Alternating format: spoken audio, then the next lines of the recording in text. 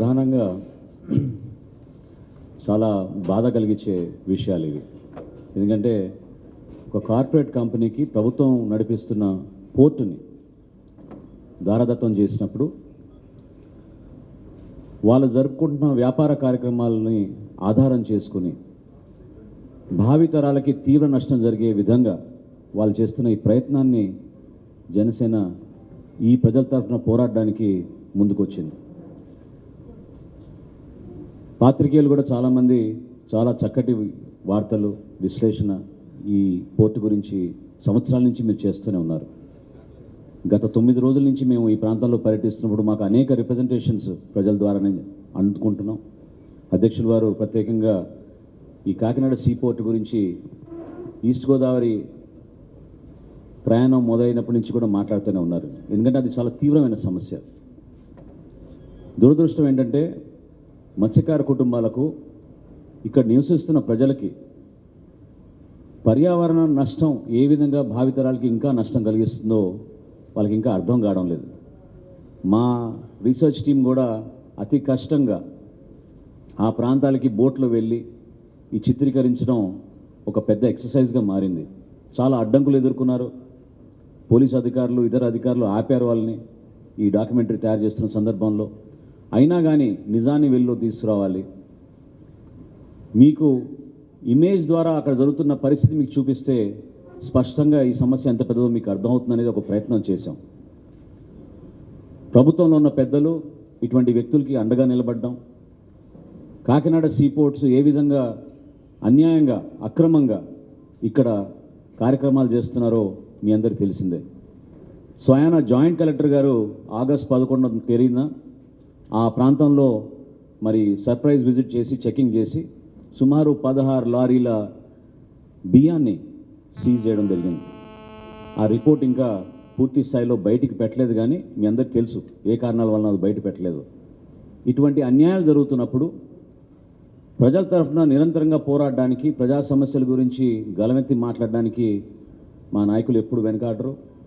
ఆయనతో పాటు జనసేన పార్టీ ఎప్పుడు కూడా మరి ఎంత కష్టమైన, ఎంత దూరమైన మత్స్యకారుల కోసం నిలబడడానికి, భావితరాలకి నష్టం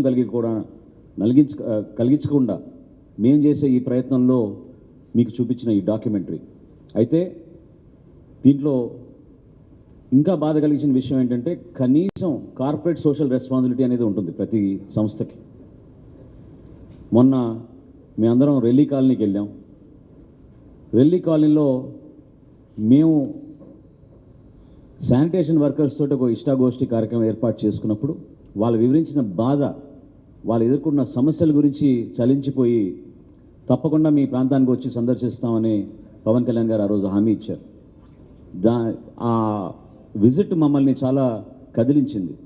ఎందుకంటే ప్రతిరోజు వాళ్ళు మన ప్రాంతాల్లో తిరిగి మన ఆరోగ్యానికి ఏమాత్రం కూడా నష్టం కలగకూడదు, మనకి మేలు జరగాలని కోరే వ్యక్తులకి అటువంటి దుర్భర పరిస్థితులు ఉండడం అనేది చాలా విషాదకరమైన పరిస్థితి. అదే సమస్య ఈరోజు మీకు ఒక ఫ్రేమ్లో మీకు కనపడింది. 500 కుటుంబాలు ఒక టాయిలెట్ని ఆ విధంగా ఉపయోగించుకుంటున్నారంటే అసలు నమ్మలేని పరిస్థితి. విచిత్రం ఏంటంటే కాకినాడ మున్సిపల్ కార్పొరేషన్ వాళ్ళ దాని గురించి ట్యాక్స్ కూడా కలెక్ట్ చేస్తోంది ఆ మరుగుదొడ్లు వాడుతున్నందుకు. ఇంత దారుణమైన పరిస్థితి మనం ఎక్కడ చూడలేదు. ప్రభుత్వంలో ఉన్న పెద్దలు పూర్తి స్థాయిలో విస్మరించి కేవలం ఒక కుటుంబానికి, ఒక వ్యక్తికి ఆడనగా ఉండడానికి కోసం వాళ్ళు చేస్తున్న ఈ ప్రయత్నాన్ని మేము ఖండిస్తున్నాం. ఈ ప్రాంతానికి మేలు జరగాలి, ఈ ప్రాంతానికి అభివృద్ధి జరగాలి, ఈ ప్రాంతం ఎల్లప్పుడూ కూడా సస్యశ్యామలంగా ఉండాలి, ప్రజలు సంతోషంగా ఉండాలని కోరుకునే బాధ్యత మా పైన ఉంది. కానీ ప్రభుత్వంలో ఉన్న పెద్దరికి మాత్రం అటువంటిది ఏది కూడా కనపడడం లేదు. కాబట్టి దయచేసి మీరందరూ మీరు చేస్తున్న ఈ పోరాటాన్ని, ఈ హోప్ ఐలాండ్ని మనం ప్రొటెక్ట్ చేసుకుందాం. ఆ ప్రొటెక్షన్ లేకపోతే మన కాకినాడ పట్టణానికి భవిష్యత్తులో ప్రొటెక్షన్ ఉండదు. 8 స్క్వేర్ కిలోమీటర్లు ఉన్న హోప్ ఐలాండ్ ఈరోజు దాదాపు 1 స్క్వేర్ కిలోమీటర్ తవ్వేశారు. మీరే చూస్తున్నారు ఏ విధంగా ఒక లైట్ హౌస్ మొత్తం మాయం అయిపోయింది. మేము మీకు టైం లైన్ కూడా చూపించాం, గూగుల్ ఎర్త్ శాటిలైట్ ఇమేజెస్ మీకు చూపించాం. గతంలో ఎట్లా ఉండేది, ఇప్పుడు ఎంత తవ్వేశారు, ఎంత దారుణంగా తీసుకెళ్తున్నారని. ఇంకా పెద్ద సమస్య ఇప్పుడు ఏంటంటే అక్కడ పెద్ద ఆందోళన ఉంది వాళ్ళలో. 8th బర్త్ కూడా నిర్మించబోతున్నారని. 5, 6, 7 అయిపోయినాయి. 8th బర్త్ కూడా నిర్మిస్తే ఖచ్చితంగా ఫిషింగ్ హార్బర్ అనేది ఇక్కడ ఉన్న మత్స్యకారులకి అందుబాటులో ఉండదు. ఇది చాలా బాధాకరమైన విషయం. ఇదివరకు మనకి కాకినాడ పోర్ట్ అంటేనే ఫిషింగ్ హార్బర్, ఒక చరిత్ర ఉంది దానికి. బ్రిటిష్ పాలన నుంచి, ఈస్ట్ ఇండియా కంపెనీ నుంచి కూడా మనకి ఇక్కడ ఒక ఫిషింగ్ హార్బర్గా ఇక్కడ తరతరాలుగా వాళ్ళు చేస్తున్న ఈ కార్యక్రమాల్ని మనందరం కూడా గౌరవించుకునే వాళ్ళం. కాబట్టి దీన్ని తప్పకుండా మీ అందరం కూడా దీని గురించి పోరాడతాం. ఈ పోరాటాన్ని ఇంకా ముందు సాగిస్తాం. మీరందరూ కూడా ఈ పోరాటంలో భాగస్వాములు అవ్వమని, మీరు చేస్తున్న ఈ ప్రయత్నానికి అండగా ఉండడానికి మేము మీతో పాటు నడుస్తామని హామీ ఇస్తూ ఇప్పుడు మా అధ్యక్షుల వారు పవన్ కళ్యాణ్ గారిని మాట్లాడమని కోరుతున్నాను. ఇక్కడికి వచ్చిన సోదరులందరికీ నా హృదయపూర్వక నమస్కారాలు. జనసేన పార్టీ ఆలోచన విధానంలో ప్రకృతిని పరిరక్షించే అభివృద్ధి ప్రస్థానం మేము కోరుకుంటాం. నేను ఎన్నిసార్లు విదేశాలకు వెళ్ళినా, ఉదాహరణకి సౌత్ ఆఫ్రికా వెళ్ళినప్పుడు, కేప్ టౌన్ చుట్టు పరిసరాలు తిరుగుతున్నప్పుడు శ్వేత జాతీయుల ప్రభుత్వం నుంచి అక్కడ నల్ల జాతీయుల ప్రభుత్వం వచ్చినప్పుడు అలాంటి సమయంలో నేను వెళ్ళాను. వెళ్తే నన్నేదో వాళ్ళు ఒక చిన్నపాటి ప్రాంతంలోకి తీసుకెళ్తా ఉంటే చాలా మామూలు మనం పట్టించుకొని అడవి మొక్కలు లాంటివి ఉన్నాయి, అదే వెజిటేషన్ అక్కడ. వాటి మీద కారు వెళ్ళబోతుంటే అక్కడున్న ఆఫ్రికన్ జాతీయులు ఆపేశారు. ఎందుకు తొక్కుతున్నారు దానంటే చిన్న అడవి మొక్కలే కదా అని. నాతో పాటు వచ్చిన డ్రైవర్ ఏదో అన్నాడు, అతని ఇండియన్ డ్రైవర్. వాళ్ళు ఎంత ఖండించారంటే, మాకున్న చిన్నపాటి మొక్క ప్రకృతి సంపద అదే, మీరు దాన్ని ధ్వంసం చేయకండి. చిన్నపాటి మొక్కలు ఆల్మోస్ట్ మా ముళ్ళ మొక్కలు లాంటి, మన చాలా ముళ్ళ కంపలు లాంటి చాలా చిన్న ఎంతే ఉంటాయి, ఒక 2 ఇంచులు 3 ఇంచులు ఉంటాయి. నాకు చాలా ఆశ్చర్యం కలిగించింది. మనం చాలా నిర్లక్ష్యంగా చూసే మొక్కలను వీళ్ళంత అపురూపంగా వాడుకుంటున్నారని. అలాంటిది కాకినాడ పట్టణానికి తుఫానులు రాకుండా వస్తే అడ్డు ఫస్ట్ ఒక వాటర్ బ్రేకర్స్ లాగా ఉండటానికి సహజ సిద్ధంగా ఏర్పడిన హోప్ ఐలాండ్ని వీళ్ళు అక్రమంగా బెర్తులు, పర్మిషన్స్ లేకుండా బెర్తులు కట్టుకోవడానికి, జనరల్గా లైట్ హౌస్ అనేది ఐలాండ్ మధ్యలో ఉంటుంది. అలాంటి ఐలాండ్ ఈ రోజున మనకి తీరంలో కనిపిస్తుందంటే 2 కిలోమీటర్ల మేరకు ఇసుక తవ్వేశారు. ఇవి సహజ సిద్ధంగా ఉండే రక్షణ వలయాలని, సిటీకి ఉండే రక్షణ వలయాలని ధ్వంసం చేసేసి ఇలా చేస్తూ ఉంటే అడిగేవాళ్ళు ఎవరు లేరు. ఈ ఎకలాజికల్ డిపార్ట్మెంట్స్ కానీ మాట్లాడేవాళ్ళు లేరు. పర్యావరణ శాఖ మాట్లాడదు, పర్యావరణ శాఖ మంత్రులు మాట్లాడరు, ముఖ్యమంత్రి గారు మాట్లాడరు. ఏ మూలకెళ్ళినా ఇసుక మాఫియా, ఇసుక దోపిడీ అని చెప్తా ఉంటే వాళ్ళు ఎక్కడ ఉంటుందని చెప్తారు. ఇప్పుడు చూస్తున్నారు, మనం ప్రత్యక్షంగా మనం చూస్తూ ఉన్నాం. లైట్ హౌస్ని కూడా మామూలుగా తీసేసి కింద అడుగులు భాగాల వరకు తవ్వేశారు. ఈ కాకినాడ సీపోర్ట్ అనేది ముఖ్యంగా నాకు ఈ మెలోడీ వెంకటేశ్వరరావు అంటారు, ఒక చిన్నపాటి థియేటర్ యజమాని. వైజాగ్లో మెలోడీ థియేటర్ యజమాని ఇతను. నాకు ఇతను సినిమాల్లో యాక్ట్ చేసేటప్పుడు 1-2 సందర్భాల్లో కలుసుకున్నాను. నాకు ఆశ్చర్యం కలిగించేది, వీళ్ళందరి సంపద సడన్గా ఈయన కొన్ని వేల కోట్లు ఉన్నాయి ఈయన దగ్గర. కాలిఫోర్నియాలో ఉన్న ఎక్కడో ద్రాక్ష తోటలు, వైన్ యార్డ్స్ కొనేసాడు, ప్రత్యేక విమానాలు ఉంటాయంటే నాకు చాలా ఆశ్చర్యం కలుగుద్ది. మనం అందరూ ఒక 10 రూపాయలు సంపాదించడానికి ఇంత కష్టపడతాం, ట్యాక్సులు కడతాం. ఒక 10,000 సంపాదించడానికి నానా నరకయాతలు అనుభవిస్తాం, దెబ్బలు తింటాం. మరి వీళ్ళు ఏం చేశారని చెప్పి, వీళ్ళు ఇట్లా ఏ సంపద సృష్టించారని చెప్పి, ఏం ట్యాక్సులు కట్టారని చెప్పి ఒక చిన్నపాటి థియేటర్ యజమాని ఈ రోజున ఒక సీపోర్ట్ ఓనర్ అయిపోయాడు. అమెరికన్ జాతీయుడు అతను, అమెరికా సిటిజన్షిప్ తీసుకున్న వ్యక్తి. అడ్డగోలుగా దోచేసి 5, 6, 7 బెర్తులకి పర్మిషన్స్ లేకుండా కట్టేసి ట్యాక్సులు కట్టరు వాటికి.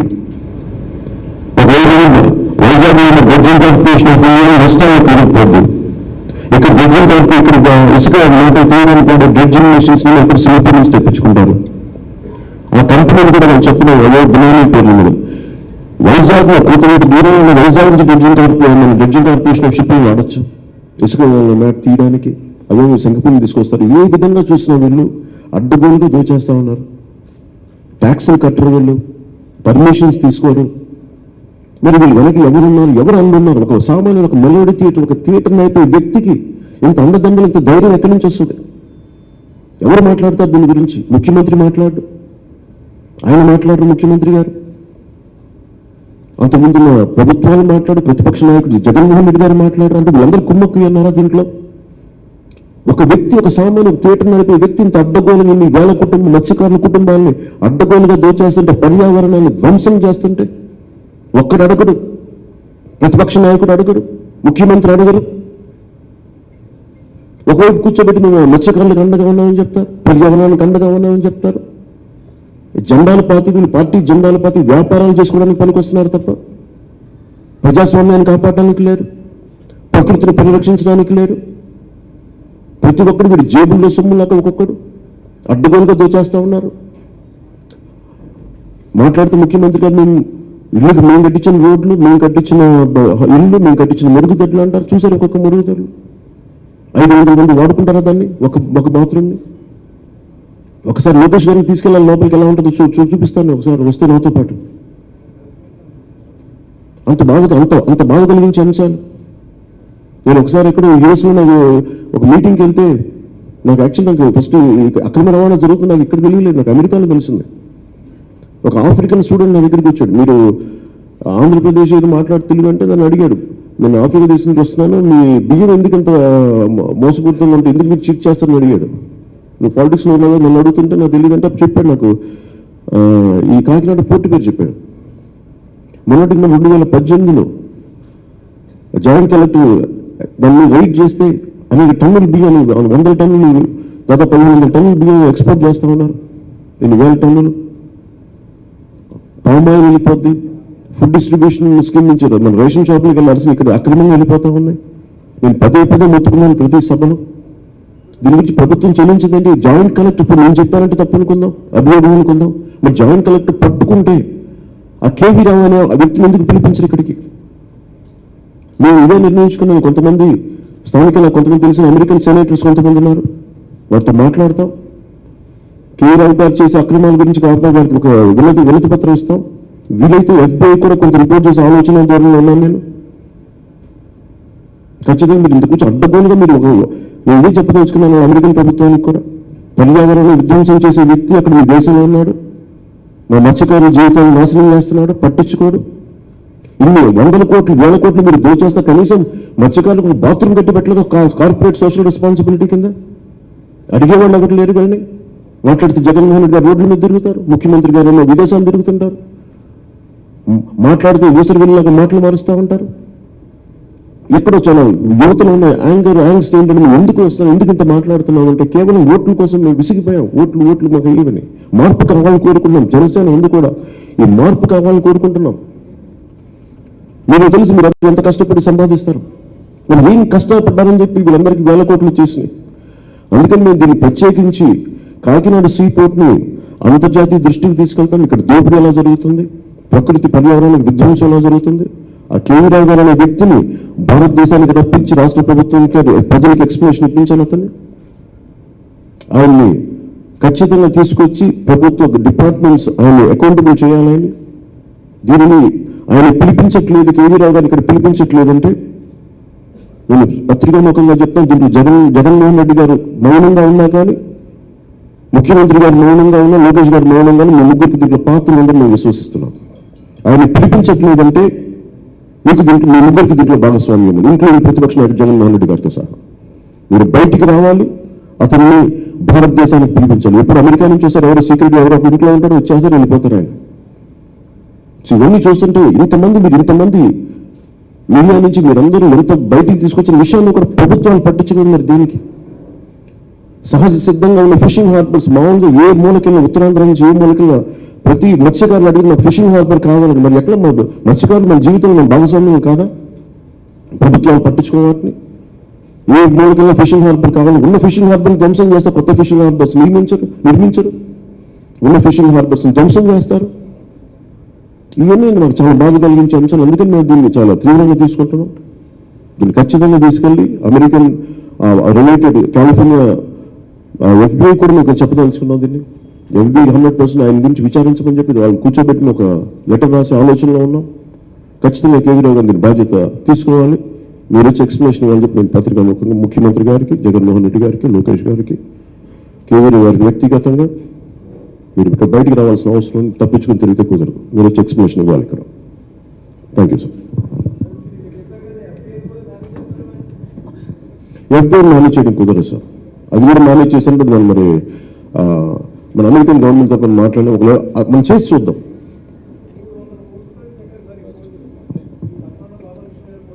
సార్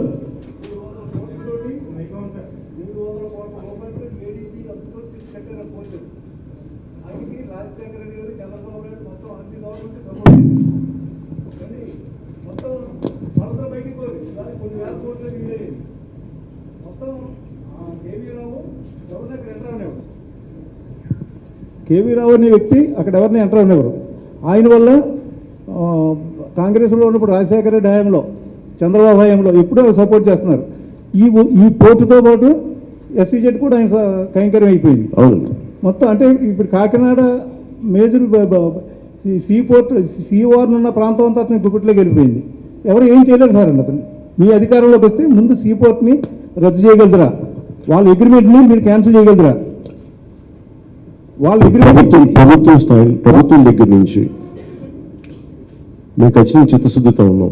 ఎందుకంటే వాళ్ళు చాలా అక్రమాలు చేస్తున్నారు. ఫస్ట్ వాళ్ళు అక్రమాలు తీసుకొచ్చి అక్రమాలు చేసిన వాళ్ళు ఖచ్చితంగా లైసెన్స్ని రద్దు చేసే పరిస్థితి ఉన్న ఖచ్చితంగా రద్దు చేస్తాం. గవర్నమెంట్ కట్టవలసిన ట్యాక్సులు కూడా అతను కట్టలేదు. ఆయన అక్రమాలు 1-2 కాదండి, నాకు చాలా బాగా తెలుసు ఆయన గురించి. 1-2 సందర్భాలు నేను ఆయన ముఖం కూడా చూశాను. సొంతం నాకు తెలుసు కాబట్టి నా తెలంగాణ విడిపోవడానికి ఇలాంటి వ్యక్తులే కారణం. ఎందుకంటే వీళ్ళు అడ్డగోలుగా దోచేస్తా ఉంటే అందరు కోపాలు వచ్చి ఇలా విడిపోయినాయి. అలాంటిది మనకి ఇంక వీళ్ళని చట్ట పరిధిలోకి తీసుకురాకపోతే ఎంతకాలం తప్పించుకుంటారండి? ఎవరైనా ఖచ్చితంగా తీసుకొస్తాం. మీ అందరూ పడ్డ ఆవేదన, మీరు అందరూ వెలికి తీసుకొచ్చిన సత్యాలని ఖచ్చితంగా బయటికి తీసుకొస్తాం. వాటిని ట్యాక్స్లు కట్టలేదు, వాటిని will make them accountable, will make sure will cancel their license. అందుకు ఉద్దేశంతో కొన్ని వేల కోట్లు తెలుసండి బాగా. సార్ ఇప్పుడు ఇదే కేవీ రావు అనే వ్యక్తి SEZకి సంబంధించి ఇప్పుడు మీరు కొద్దిసేపట్లో ఏదైతే విజిట్కి వెళ్ళిపోతున్నారో అక్కడ ఎకరం 1,50,000 చొప్పున కొని 10 లక్షలకు అమ్ముకున్నారు సార్. అది కూడా ఉంది సార్ ఈయన అక్రమాలు. అదే అక్కడికి వెళ్తాను కాబట్టి అక్కడ మాట ఏమీ తెలిసిన ఆయనకి. అండ్ విచిత్రం ఏంటంటే ఈయనకి లైసెన్స్ ఇచ్చినప్పుడు ఒక ప్రైవేట్ వ్యక్తికి ఇచ్చేసారు, పోర్టు కట్టబెట్టేశారు ప్రైవేట్ వ్యక్తికి.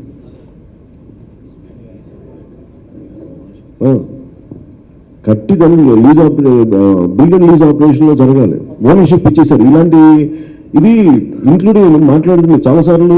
రాజశేఖర రెడ్డి గారు అందరూ అంటుంటారు, రాజశేఖర రెడ్డి గారు స్టార్ట్ చేసిన సమస్యల్ని అడ్డగోలుగా ఆయన చేసిన ఆయన అనుకున్న వాళ్ళకి ఇచ్చేశారు.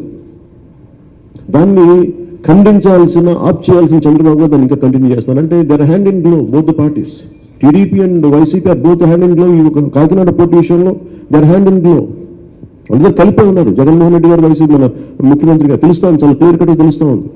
ఈయన మాట్లాడు మన ప్రతిపక్షంలో ఉండి ఈయన ఒక మాట గొంతు ఇప్పుడు ఆయన ఎన్నిసార్లు కాకినాడ వచ్చారు, ఒక మాట మాట్లాడు ఆయన. వాళ్ళు ఎందుకు మాట్లాడటం అంటే ఖచ్చితంగా దర్ హ్యాండ్ ఇన్ గ్లో. అంటే ఈ విషయంలో నేను మాట్లాడు, నువ్వు మాట్లాడు, అందరూ కూర్చొని మాట్లాడాలి. ప్రజలకు నష్టం చేసేయండి, పర్యావరణం ధ్వంసం చేయండి. Sir excellent.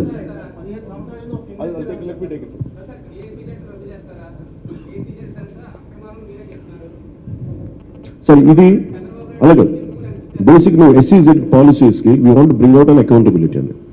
ఇది బేసిక్ మనకి భారతదేశంలో SEZs అనేది ఫెయిల్ అయినాయి. వీళ్ళు 1000 ఎకరాలు తీసుకున్నారు, కానీ 1000 ఎకరాలకి ఎంత ప్రామిస్ చేశారో అవసరానికి మించి భూములు తీసుకున్నారు. ఇది ప్రైవేట్, ఇది ఒకలాంటి సంస్థానంలాగా అయిపోయింది SEZలని. దీని మీద ఖచ్చితంగా నన్ను కూర్చోబెట్టి నాకు వ్యక్తిగతంగా నన్ను అడిగితే, నాట్ ఫ్రమ్ ద గవర్నమెంట్స్, నన్ను వ్యక్తిగతంగా అడిగితే నాకు రద్దు చేయాలని. దీన్ని ఎలా, ఎంత పాసిబిలిటీ ఉంది, కోర్ట్స్లో ఎలా ఛాలెంజ్ చేస్తారు, ఇది నేను ఒక్కరిని నిర్ణయించుకునేది కాదు. కాబట్టి నాకు వ్యక్తిగతంగా అయితే I want to make sure that they are accountable, they should be punishable. Sir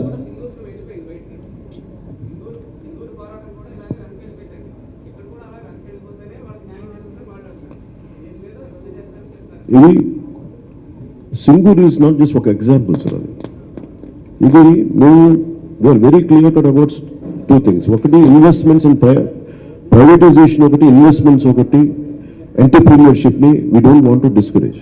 at the same time we want to make them accountable. వాళ్ళు మీరు బాధ్యత వహించాల్సి వస్తే అలా కూర్చోబెట్టి నేను వెళ్ళి యాజిటేషన్ చేసి ఇవన్నీ సింగూర్లా చేయడానికి సమయం సందర్భం వస్తే ఖచ్చితంగా అలాంటి పరిస్థితులు ఉంటే ఖచ్చితంగా చేస్తాం. వాళ్ళు న్యాయంగా చేస్తాను, న్యాయ పోరాటంగా చేస్తున్నారు. మేము అడిగేది కూడా ముఖ్యం. సమస్య ఏమవుతుందంటే ముఖ్యమంత్రి గారు అపోజిషన్ ఉన్నప్పుడు ఆయన కూర్చొని ఏరువాక ప్రోగ్రామ్ చేశారు, పుట్టినరోజు జరుపుకోకుండా. మళ్ళీ కూర్చొని దాని గురించి మాట్లాడరు. మాకేముందంటే మళ్ళీ కూర్చోబెట్టి నేను ఏదన్నా మాట్లాడుతుంటే మీరు వాళ్ళు ఏమంటున్నారంటే నా దగ్గర అంత శక్తి లేదు, వాళ్ళు ఏమంటారు, నువ్వు అభివృద్ధికి వ్యతిరేకం కాబట్టి ఇలా మాట్లాడతాను ప్రొజెక్ట్ చేస్తారు. దాన్ని నమ్మే కొంత శాతం ప్రజలు కూడా. అందుకని నేను ఎందుకు కొంచెం ఆచితూచి మేము మాట్లాడుతున్నామంటే, ఇది కాన్స్టెంట్గా ఇది మేము చెప్తానే ఉంటాం, కాన్స్టెంట్గా దీన్ని బయటికి తీసుకొస్తూనే ఉంటాం.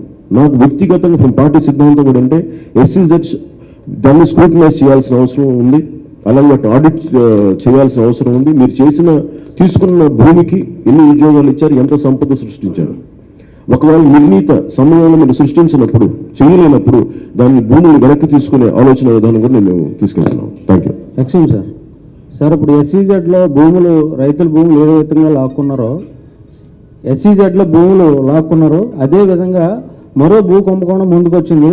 సాగరమాల పేరుతోటి భూములు లాక్కుంటున్నారు. సాగరమాల పేరుతో ఆల్రెడీ ఈ బీచ్కి సంబంధించి హైవే ఉంది, అలాగే కత్తిపూడి నుంచి కాకినాడ వరకు హైవే ఉంది. కానీ ఇక్కడి నుంచి అన్నవరంకి ఒక ఈ పేరుతో హైవే పేరుతో భూములు లాక్కోవడానికి అధికార పార్టీ నేతలు దీని మీద ప్లాన్ చేశారు.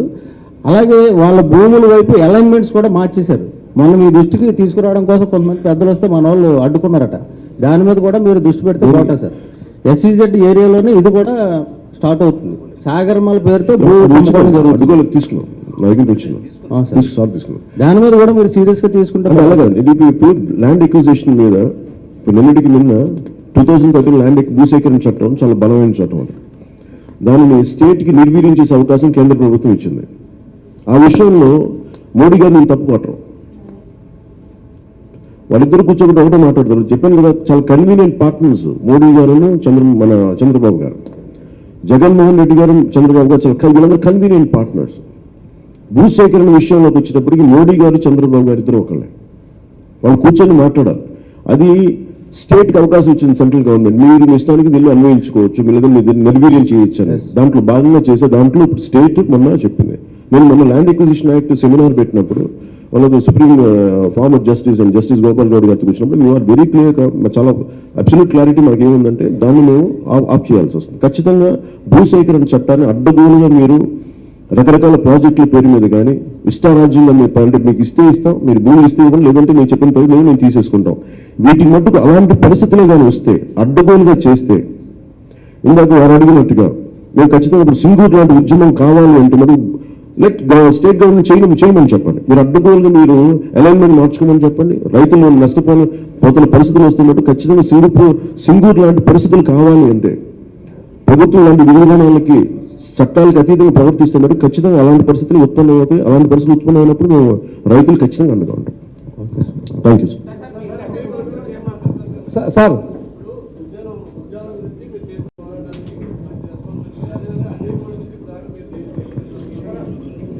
నేను ఇంకొక సందర్భంలో మాట్లాడు నేను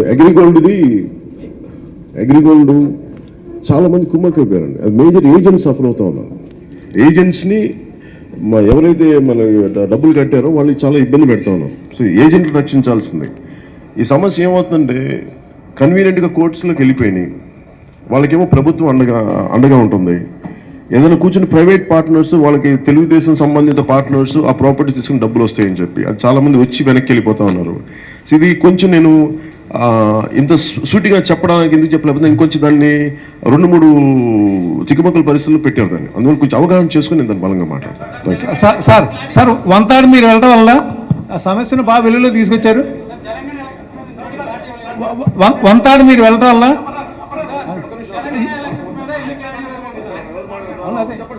కాదు, వంతాడు మీరు వెళ్ళడం వల్ల ఓ సమస్యను వెలుగును బాగా తీసుకొచ్చారు. అయితే మనకి ఇప్పుడు వాటర్ కోసం మనం యుద్ధాలు చేస్తున్నాం. మనకి వాటర్ కావాలని, కానీ అక్కడ ఉన్న వాటర్ పోతుంది సార్. గనులు తవ్వటం, 3000 కోట్లు తినేయటం, అదంతా ఒక ఎత్తు. Very clear sir. బాక్సైట్ మైనింగ్కి ఏదైతే మన వాటర్ ఉన్నది, మీరు బాక్సైట్ ఉన్న ప్రాంతం స్పంజ్ లాంటిది, అది అబ్జార్బ్ చేసుకుంటుంది భూముల్లోకి. ఖచ్చితంగా మేము very clear about bringing and responsible mining policy, బాధ్యతతో కూడిన మైనింగ్ పాలసీ పట్టుకొస్తాం. ఖచ్చితంగా ఆడుకుందాం. Thank you.